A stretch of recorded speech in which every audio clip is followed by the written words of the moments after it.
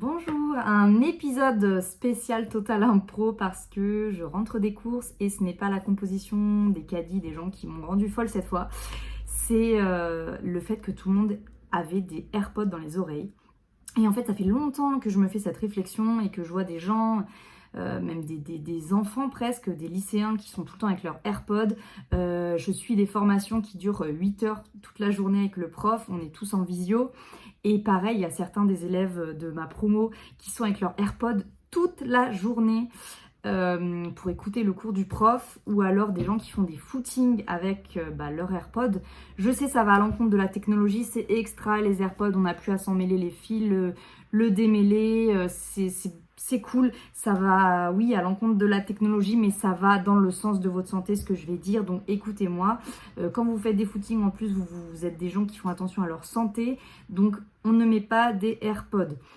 Il faut savoir que dans des AirPods, il y a 2 fois plus d'ondes de EMF. EMF, c'est les ondes électromagnétiques, que dans un routeur Wi-Fi. Donc, c'est comme si vous imaginiez que vous mettez 2 routeurs Wi-Fi tous les jours pendant des heures dans vos oreilles, collés au cerveau, parce qu'en plus, ça s'envoie des messages, donc ça traverse le cerveau. Il y a vraiment eu des échodoppleurs cérébraux qui ont montré que ça fait une diminution de l'afflux sanguin dans certaines régions du cerveau. Ça fait une diminution donc, de l'oxygénation, ça fait de la mort cellulaire. Si les neurones sont atteints, ça fait de l'Alzheimer précoce, c'est une prédisposition totale au cancer du cerveau et même au cancer de manière globale. En fait, tous les écouteurs Bluetooth posent problème, donc que ce soit quand vous envoyez le Bluetooth sur votre enceinte ou dans votre voiture, mais l'emplacement des AirPods dans les oreilles et qui traverse le cerveau, ça en fait l'option casque qui est la plus nocive qui soit en fait. Donc moi je n'arrive pas à me passer perso du Bluetooth dans la voiture, voilà, je vais pas être dans des extrêmes de psychose, même si je sais que c'est nocif pour moi. Par contre, jamais de la vie, j'irai me foutre des antennes relais dans les oreilles, quoi. Enfin, j'exagère le trait, mais vous avez bien compris. Donc, quels sont les symptômes et les conséquences en fait de porter des AirPods? C'est donc l'augmentation, comme je l'ai dit, du risque de cancer du cerveau, du cœur et même des cancers de manière globale, des dommages génétiques, donc ça inclut les fonctions reproductives, il y a un impact sur la fertilité, du brouillard cérébral, des troubles neurologiques, des dommages cellulaires avec la porte ouverte aux maladies, la diminution des globules rouges, comme j'en parlais avec l'hypoxie cellulaire, une faible circulation sanguine, et des maux de tête et des migraines. Il faut comprendre que en fait, les rayonnements EMF vont vraiment passer à travers le cerveau. En fait, pour faire des ajustements de son, etc., vraiment, ça communique derrière vos yeux, entre vos 2 oreilles, ça traverse le cerveau concrètement. C'est une catastrophe.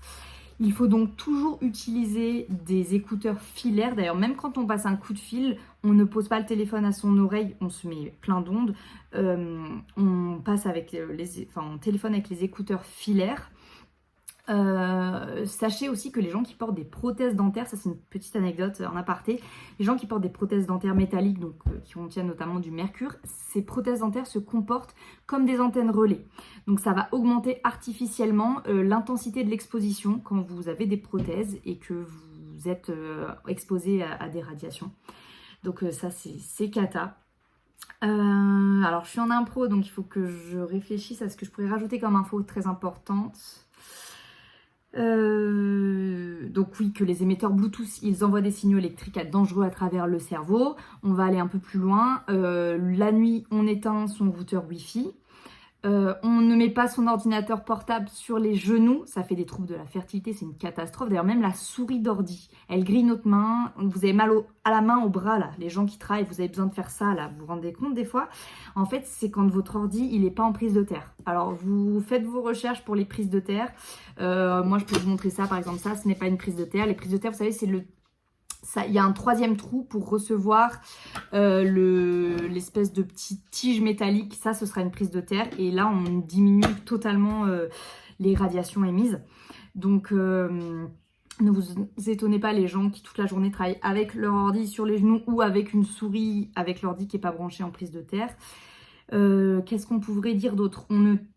On ne met pas son téléphone en charge près de soi. Il y a des gens qui dorment la nuit sans mettre le téléphone en mode avion et même avec le téléphone qui charge à côté de catastrophe. Bon, les radios-réveils près du lit, non. Il y avait des études qui avaient été faites comme quoi c'est 16 fois au-dessus de la norme en termes de radiofréquence que ça émet, enfin en termes d'ondes électromagnétiques. Bon, je sais que maintenant, on met le téléphone sur son téléphone portable. On n'utilise plus de radio-réveil. Mais le téléphone portable, on le met en mode avion, hein, ça n'empêche pas le téléphone de sonner et on ne le met pas en charge près de sa tête, enfin près de soi.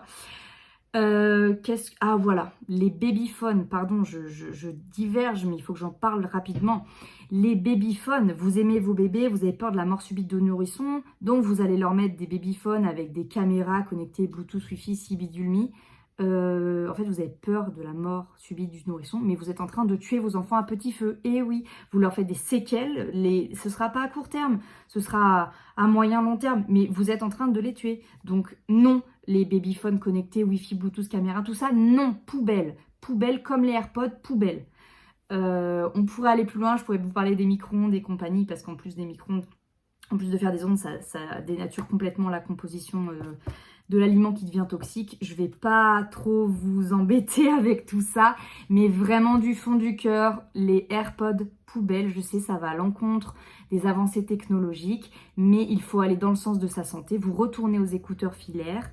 Pourquoi est-ce que tous les gens de Google, tous les gens hyper calés ne mettent pas de smartphone à leurs enfants avant quasiment leurs 18 ans? Pourquoi ils les mettent dans des écoles où il n'y a pas d'écran, il n'y a pas de ci, pas de mi? Pourquoi je suis sûre du fond du cœur qu'ils ne leur donnent aucun AirPod et tout ce qu'ils produisent, ils ne leur mettent pas entre les mains? Ce n'est pas que pour leur équilibre mental, parce que oui, clairement, ça nous flingue, mais c'est aussi pour l'équilibre physique, pour leur santé.